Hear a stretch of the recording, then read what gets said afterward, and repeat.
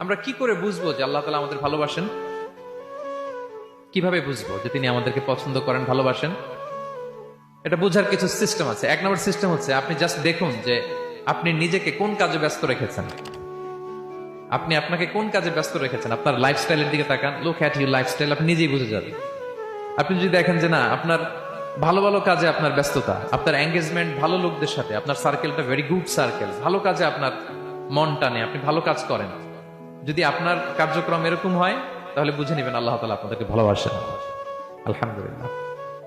আর যদি দেখেন না, যত আকাম কুকাম আছে ওইটার সবার আগে আপনি, যেই কাজে আল্লাহর ক্রোধ আসে, আল্লাহ রাগ হয়ে যান, যেই কাজ ইসলামে করার নিষেধ, যেটাতে তার অসন্তুষ্টি, ওই কাজে আপনার এঙ্গেজমেন্ট, ইনভলভমেন্ট, আপনার সার্কেল গুলাও এরকম, তাহলে বুঝে নিবেন আল্লাহ ভালোবাসা, এই মহা সৌভাগ্য আপনার কপালে জোটে নাই।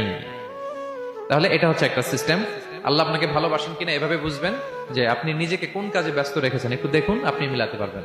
2 নাম্বার পদ্ধতি হচ্ছে এটা বোঝার যে তিনি আমাকে ভালোবাসেন কিনা, সেটা হচ্ছে পৃথিবীবাসী আপনাকে ভালোবাসে কিনা, এটা একটু দেখেন।